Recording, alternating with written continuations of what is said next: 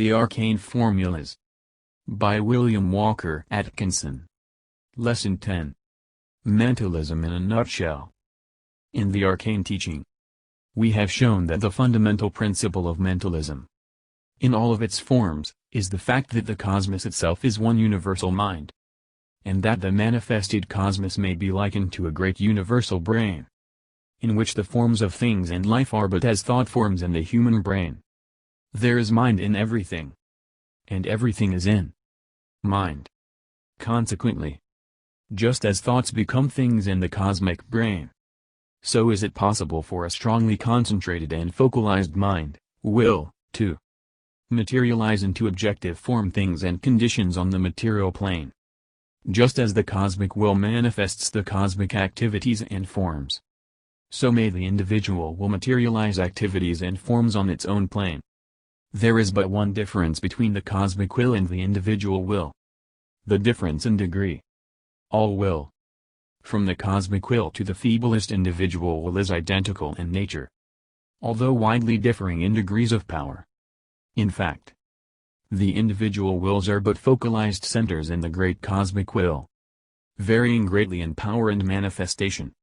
This being so, it follows that the same laws and principles are applicable in all manifestations of will, from the highest to the lowest. In the Arcane teaching, we have described the principles and laws underlying the manifestation of mentalism, and there is no occasion for entering into this phase of the subject in this little book. Instead, we shall proceed at once to give you the formulas for the actual demonstration and manifestation of these principles. We refer you to the Arcane teaching for the explanation and the theory. In this chapter, we shall give you mentalism in a nutshell, condensing into its limited space the essence and substance of what could be expanded into several books. Formula for Positivity. In the laws of mentalism, there is a fundamental principle that the positive always dominates the negative. The negative is always subordinate to the positive. Everything has its keynote of positivity, and that keynote depends upon the degree of will consciousness. When one becomes well polarized in will consciousness, he is intensely positive to those around him, not only to persons, but also to environment and conditions.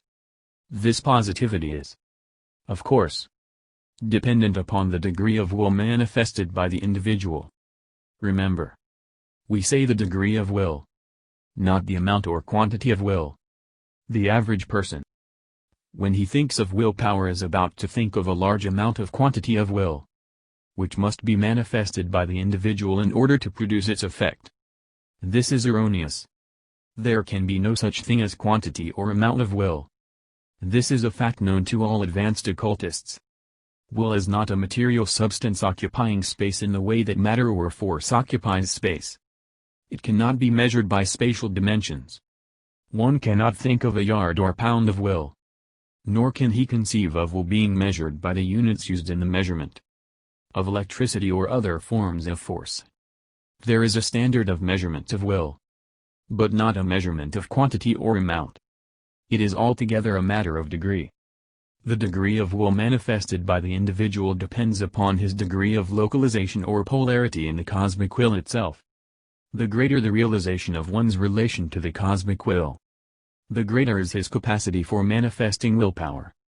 Consequently, all efforts toward developing positivity in willpower must be based upon the fundamental realization. The formulas given in the earlier chapters of this book will give to the neophyte the key to the secret of mentalism. The Arcane formula for the manifestation of willpower consists simply in the development of the realization of egohood, of the fact that the individual is a focalized center of force and will in the great cosmic will. The higher the degree of this realization, the higher degree of positivity will the individual possess. Fasten this truth in your minds. The willpower of the individual is not something created by him, but is, in reality, the power of the cosmic will in which he lives and moves and has his being. The individual has no willpower in himself, but all the will he manifests must flow through his organism from the cosmic will. The individual is merely the focal point of will, a channel through which the cosmic will may act. Ponder well these words, O neophyte. For in them is contained the whole secret of mentalism. Will atmosphere. The neophyte should create for himself a positive will atmosphere, or aura, which will tend to serve as a protective armor shielding him from adverse influences from outside, and also tending to render his positive power felt by those with whom he comes in contact. The positive atmosphere is occasioned by the vibrations in the mind stuff with which all space is filled, just as the brain is filled with mind stuff of its own particular quality. The cosmos is a world brain, remember, and the cosmic mind stuff is everywhere. Vibration in the mind stuff is just as real as vibration in the ether, or in the air, or in matter of any and every kind.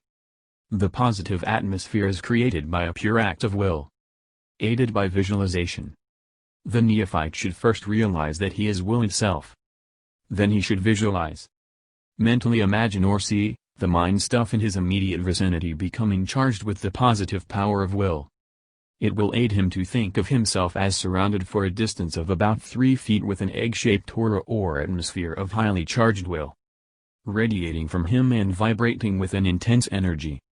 As a matter of occult truth, this phenomena is really existent, although the ordinary senses cannot perceive the vibrations or aura. Treat yourself every day, or oftener, with the intent to increase the degree of your positive atmosphere. The more clearly you can visualize, or imagine, the existence of this aura or atmosphere, the greater will be your degree of positive personal atmosphere. The neophyte must not allow himself to be deceived in regarding the imagination as an unreal, fanciful thing. It is a mental activity of wonderful occult power. The neophyte will soon discover that he has acquired a new positive personal atmosphere, and that those with whom he comes in contact will feel a something peculiar about him, and will tend to become negative to him, unless they, too, understand the principles involved. As time passes, and practice renders him more perfect, the neophyte will move about among ordinary people just as a highly charged magnet or electric wire. It is difficult to describe this, but those who will practice to acquire it will soon become conscious of their newly found strength. In order to focalize more fully, the neophyte may hold in his mind the mental image, or statement of, "I am a center of positive will." Personal positivity. The neophyte may occasionally find that he is in the presence of persons more positive than himself, owing to their past training or experience. In such cases he should at once determine that they shall not overlap him. The occult term used in such cases. He should determine at least to meet the positive persons edge to edge, if not indeed to overlap them. This is accomplished by at once denying the positivity of the other person. Silently and mentally, of course. By the assertion, "I deny your positivity over me." At the same time the neophyte should focalize on his own will consciousness, seeing himself as a focal center of will, and having the cosmic will back of him. He will soon find that he will rise in the scale of positivity, and the other will sink a degree below him. If he finds himself oppressed by a sense of negativity while mingling with a crowd, he should assert his egohood in the same way. The greater the realization of oneself as a focal center of will, the greater the degree of personal positive atmosphere will be manifested. Visualization. In this chapter, we shall speak of visualization, in a number of places. Visualization is the creative process employed by occultists desiring to manifest mental images on the mental and material planes. Visualization consists in forming and holding a mental image of things and conditions as you wish them to be in actuality. The mental image tends to create for itself a material and objective form and existence. It is the mental pattern around which the material conditions tend to group themselves. It is, in fact, the seed form of the thing itself. The prime factor in visualization is to endeavor to create as clear as possible a mental image of the thing or condition desired, as if it were actually existent at that moment. These 3 rules of visualization should be observed. 1. See yourself as you wish to be. 2. See others as you wish them to be. 3. See conditions as you wish them to be. Around these visualized ideals, do the material realities form and crystallize. Statements. All occultists have recognized the value of statements, or affirmations as some call them. These occult statements are positive assertions of the existence of the conditions which you wish to bring about. They tend to aid the visualization to a great degree, and besides have a power of their own. There is an occult power in the spoken word which is not necessary to explain here. The assertion that the power exists is sufficient for the particular purpose before us. Always use statements as in the present tense. Do not say to yourself, such and such a thing will be by and by. But boldly assert such and such a thing is existent and in actual being, now, this moment. There is also a good occult reason behind this, which it is not necessary to discuss in detail. The power of the positive occult statement must be experienced in order to be appreciated.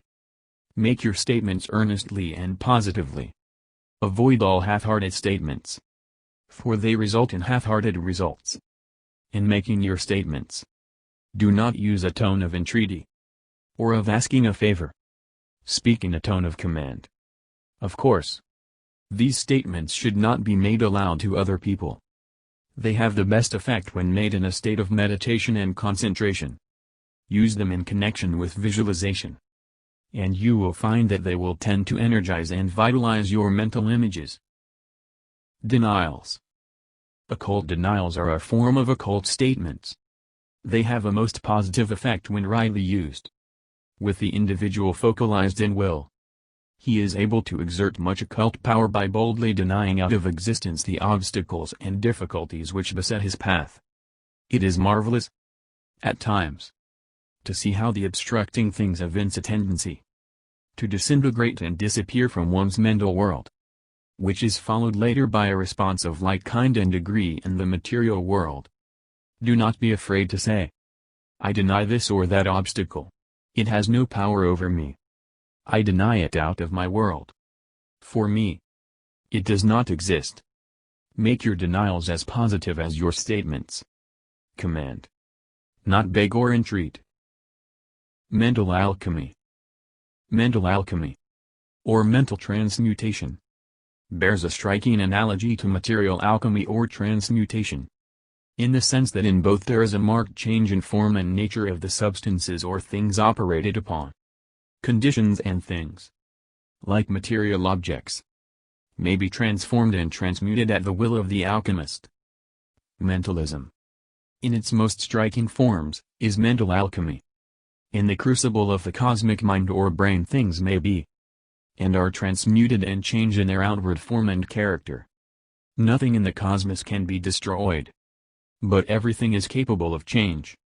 Remember, first and always, that mental alchemy means change. You do not destroy things. You merely change them. Mental vibration. In all forms of mentalism, there is in evidence the phenomena of mental vibration. Vibration is not confined to the gross material substance of the universe, but is equally in evidence in the mind stuff with which all space is filled. Mind stuff is the elementary material of which the great cosmic world brain is composed. When one thinks, feels, or wills, there is manifest vibration. Just as truly as in the vibration of the atom or the tuning fork. Each kind of thought, feeling, or emotion has its own rate of vibration, or keynote. When a certain rate of mental vibration is manifested, it tends to reproduce similar vibrations, and consequent similar mental states in the minds of those coming within its field of induction. Just as tuning fork will cause similar vibrations in the objects in the room, so will a mind sending forth vibrations tend to reproduce those vibrations in other minds in its vicinity, or under certain circumstances, at long distances. This being so, it follows that if an individual will carry, in his mind a positive, persistent idea, backed up with an application of his will, he will be able to impress that idea upon others, with more or less effect. He will be aided in this by the practice of statements and by visualization. For both of these practices tends to send forth mental vibrations of a high degree of strength and power. Thought waves and currents. There are waves and currents in the great ocean of mind stuff. Just as there are waves and currents in the ocean or in the air. Thoughts, feelings, and emotion manifested by an individual will tend to create waves or currents in the mind stuff, which will flow out in all directions, influencing and affecting others in their field of force. Particularly if those others happen to maintain a degree of mental vibration corresponding to that of the traveling wave or current. Everyone sends forth these thought waves or currents, usually unconsciously and without direct intention, and consequently with comparatively slight effect. Those who understand the laws of mentalism are able to consciously direct, concentrate and focus the will upon those whom they wish to influence, and consequently their thought waves and currents travel direct to their mark, and create a much greater effect. Thought forms. Thought forms are concentrated thought waves or thought bodies usually projected from the mind by concentrated thought and will, and which, when coming in contact with others, have almost as great an effect upon them as if the sender were present in person exerting his will and mind upon the person or persons. Occultists who have acquired concentration and localization are often able to send forth thought forms of so high a degree of power and strength that they produce upon others the mental impression that the sender himself is actually present in person. So strong is the impression created. In some of the methods which we shall now describe, the production of these thought forms will be described. Practical methods. We have said but a few words in describing the above-mentioned various phases of mentalism. We have not thought it necessary to go into detail regarding the theory of the phenomena. Those who read this book will have read elsewhere much of theoretical detail, and besides will have grasped the fundamental and underlying principles of mentalism from what we have said in the Arcane teaching. We think it preferable to pass on directly to the practical methods contained in the formulas, rather than to dwell upon the theoretical side of the subject. In connection with the methods herein described, we would say that while anyone may obtain some degree of success by practicing them, still in order to obtain any marked degree of success, it is necessary for one to have first developed the will consciousness, or some degree of egohood. The will being the motive power back of all forms of mentalism and mental alchemy. It follows that he who is able to focalize and polarize his ego and will itself will be able to bring to bear the very highest degree of power in the phenomena of mentalism. Therefore, we have devoted the greater part of this book to pointing out the methods whereby one may develop the will consciousness and egohood within him. For when this one thing is attained, the rest is but a matter of detail. Let us now proceed to a consideration of the practical methods. We shall condense these in as few words as possible. The student must read carefully every word so that he will enter into a full understanding of the subject and methods. Concentration. The neophyte must develop and cultivate the art of concentration. Concentration means bringing to a center. And mental concentration is really a focusing of the will by means of attention. Concentration may be developed by practice. Learn to shut out distracting thoughts and ideas for a few moments, holding the mind one pointed upon the thing or idea before you. Then, after an interval, concentrate upon something else. After you have subdued the wandering tendency of the mind, gradually, you will find that you have acquired a new power of mind, which will enable you to direct and apply a focalized mental power upon whatever idea or thing to which you may direct it. We could fill page after page with detailed exercises in concentration. But after reading them you would find that the essence of the whole thing consists in fixing the attention upon anything, and being able to hold it there. This is attained only by practice. And the practice may be had by fixing and holding the attention upon anything, for a few moments at a time, until you grow more and more proficient by practice. Remember, concentration does not mean staring at a thing. It consists of fixing and holding the mind, not the eyes. Begin practicing, and you will soon acquire the knack.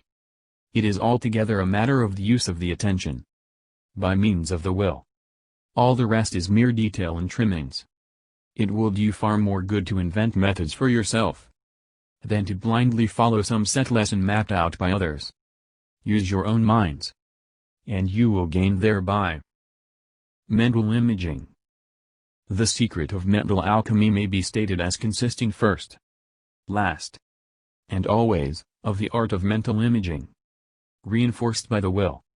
Take up your lead pencil and mark the above statement, so that you will see it easily when turning over these pages.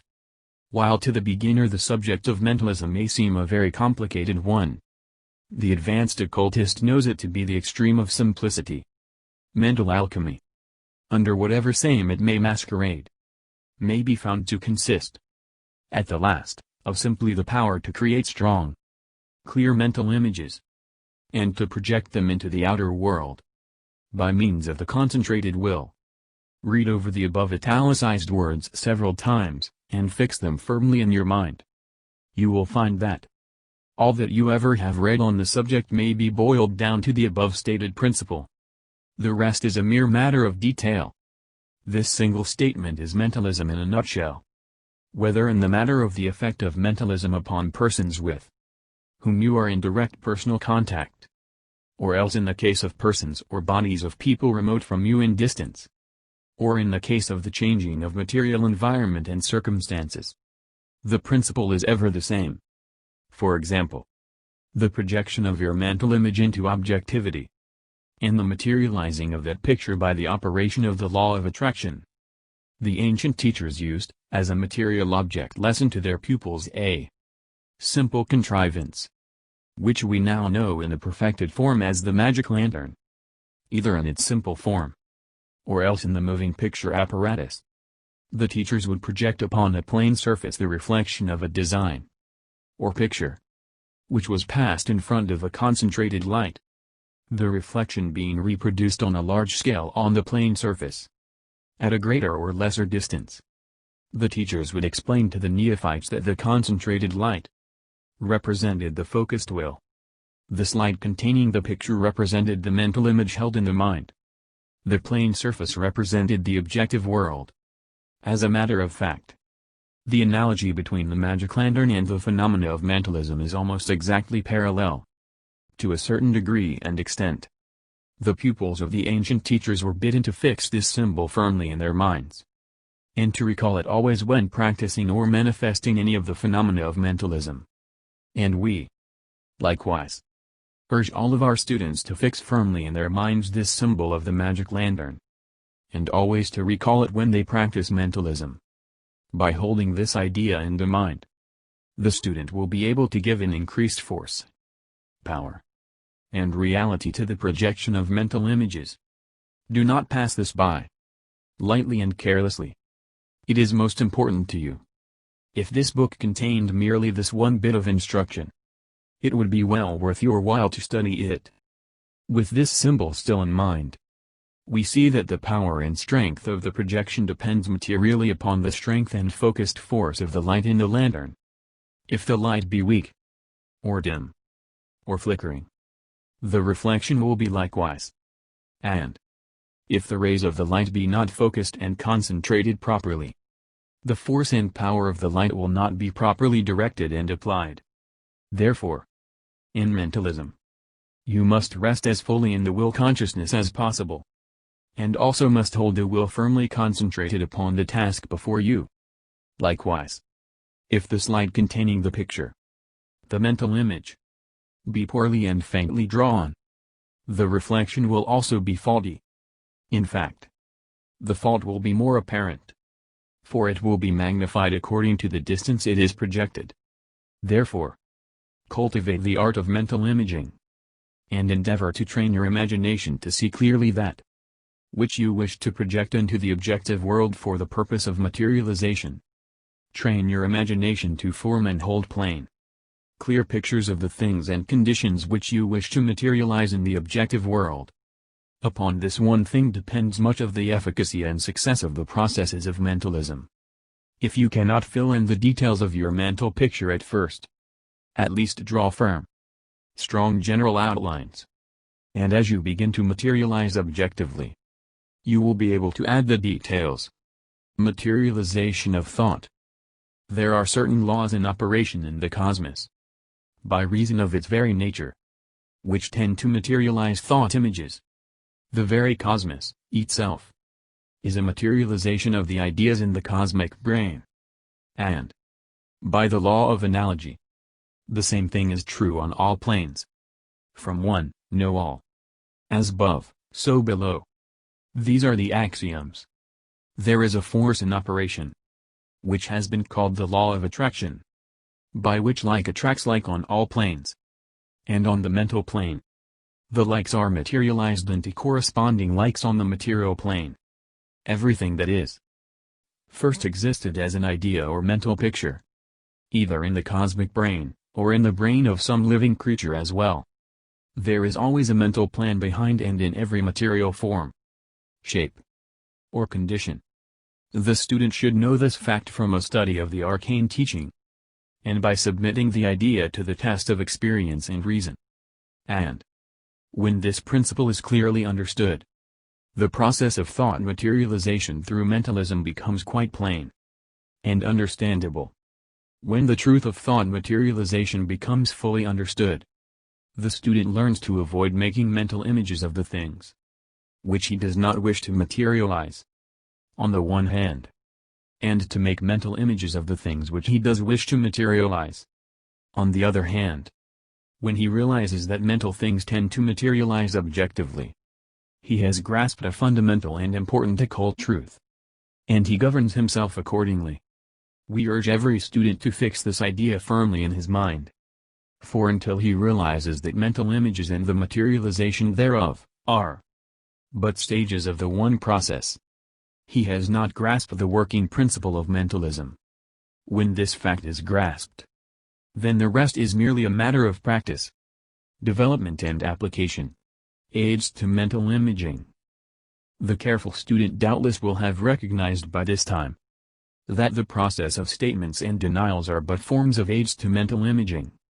When the occult statement is used, there is created a mental image, consciously or subconsciously, and consequently there is given an additional urge to materialization. And in the same way, the occult denial tends to erase or wipe out the mental picture in one's own mind, in the minds of others, or in circumstances and environment, of conditions, or things which are not desirable.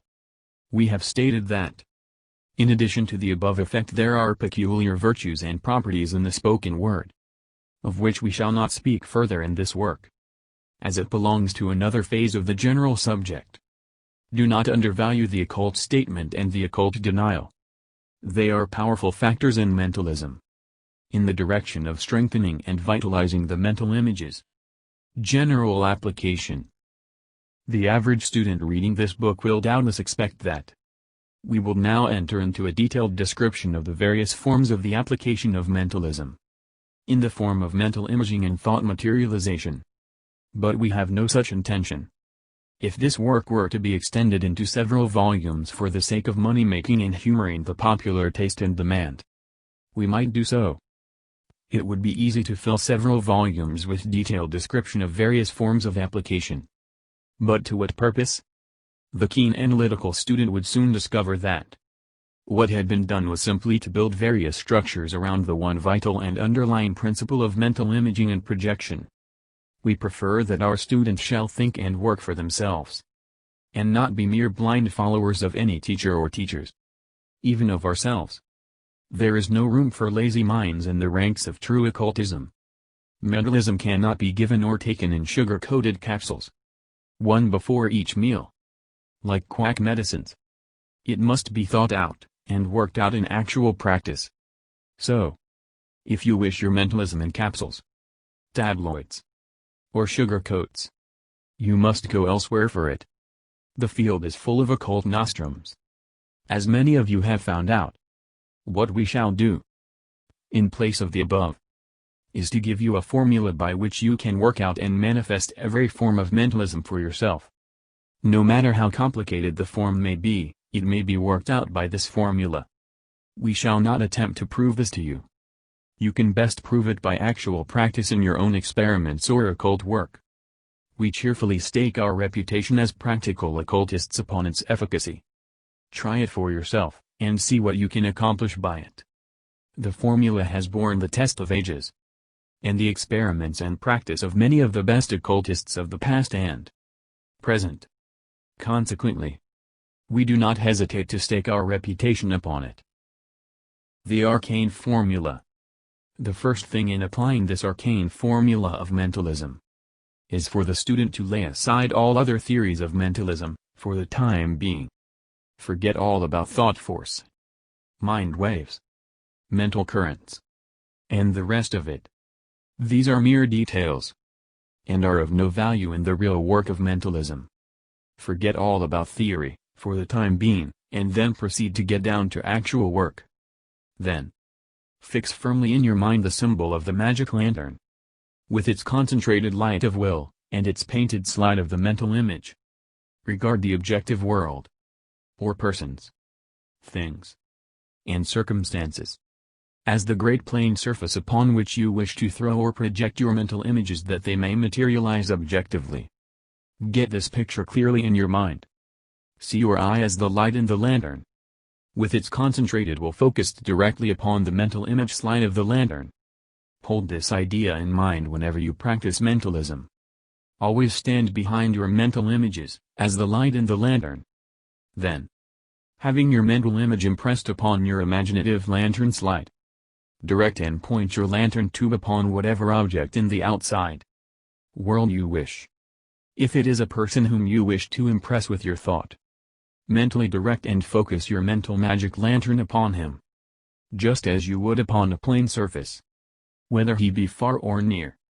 All treatments, as they are called in certain circles, are based upon this principle. The mental image is projected by means of the highly concentrated will.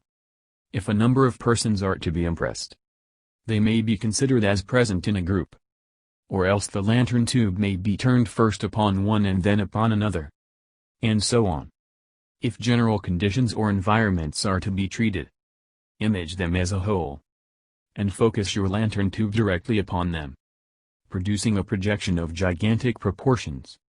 Surely, these directions cover the whole process. Read them over, again and again, until you grasp them thoroughly and fully.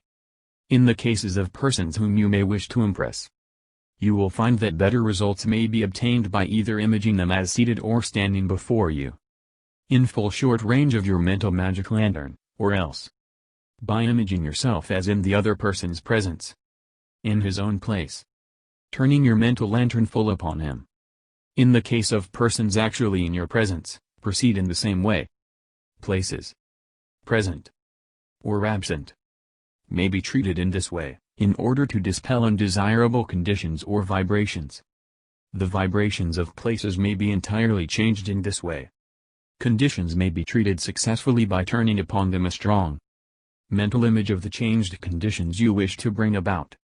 The entire category of the phenomena of mental transmutation or mental alchemy may be successfully undertaken by the use and application of this formula. You will find that this formula is applicable to all manner and kinds of condition. A little analysis of each and every case will show you that the formula is applicable to it. Let not the simplicity of this method cause you to discard it in favor of some more technical, complicated, or metaphysical theoretical method.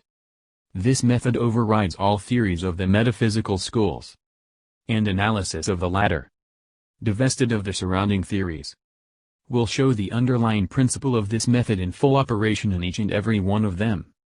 Why not discard and tear off the encumbering theories and explanations, and avail yourself of the advantage of employing the essential method, underlying all of the forms and theories?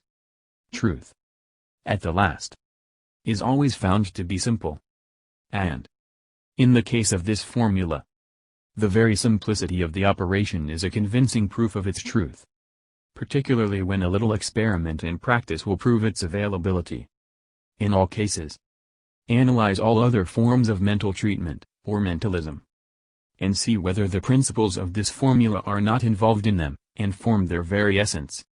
The beauty of this formula is its simplicity and its capacity for universal application. It may be applied under 1,000 forms or disguises, but the principle remains unchanged.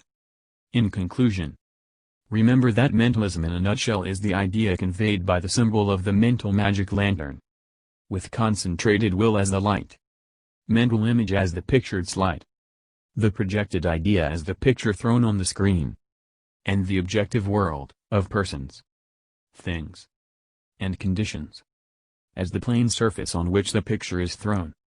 Add to this the fact that mental images materialize in response to the law of attraction, and you have the entire story of mentalism. Reread your books on this subject. Listen to the teachings of the cults and the schools. Then, when you have finished with them, ask yourself calmly, if the mental magic lantern does not give you the best symbol of the best methods of each and all of them, reduced to the ultimate analysis and divested of useless fringe, trimming, theory, and detail, then practice mentalism along these lines. The rest is a matter of patience, practice and persistency. We have given you the first and the last word in the practice of mentalism.